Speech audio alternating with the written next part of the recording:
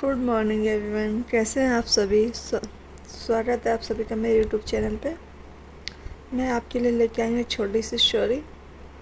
I hope आप सबको पसंद आए। अगर इसमें कुछ गलत हो तो आप प्लीज़ मुझे कमेंट में ज़रूर बताना। तो सबसे पहले जब मेरी शादी हुई तो मैं ससुराल में आई। तो ये मतलब एक्चुअली थोड़े दिन मैं गांव में ही थी। मेरी शादी गांव से हुई थी। जब गांव से मैं दिल्ली आई तो जो ये घर में जो सासू माँ होती हैं वो बड़ी बहू से इतना प्यार क्यों करती हैं। अगर इन्हें बड़ी बहू से इतना प्यार है तो इन्हें छोटे बेटे की शादी नहीं करनी चाहिए क्यों।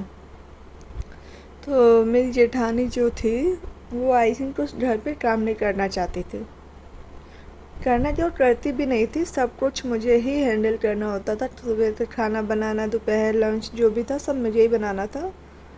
तो मेरी जो जेठानी थी वो सिर्फ मैं जब लंच बना देती थी वो आके लंच पैक कर देती थी अपना, अपने हस्बैंड का और मेरे हस्बैंड का भी। तो काफ़ी टाइम तक चलता रहा ये।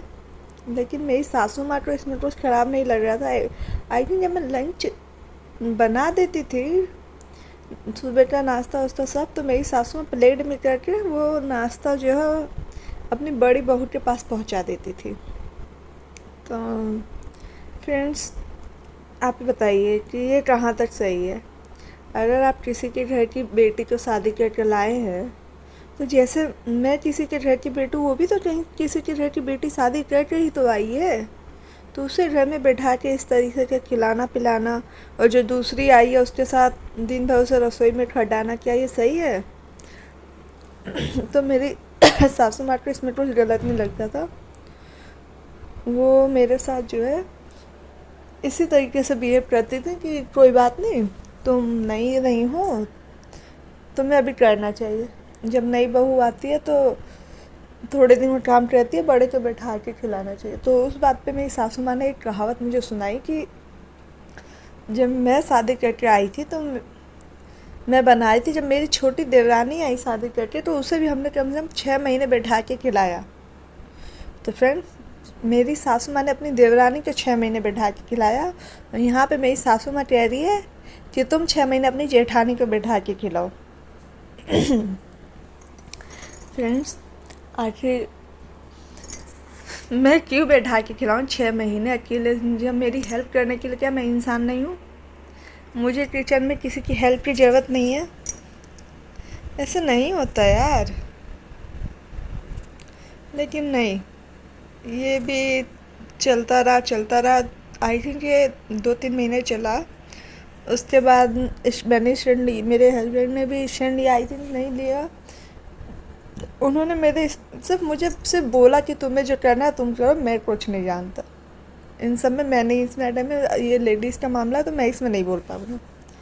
तो मैंने सिर्फ ये कहा अपनी सासू माँ से कि अगर मम्मी, मैं अगर सुबह उठ के रोटी बना रही हूँ या सब्जी बना रही हूँ तो एक काम तो वो भी सवेरे उठ के उसने भी करना चाहिए।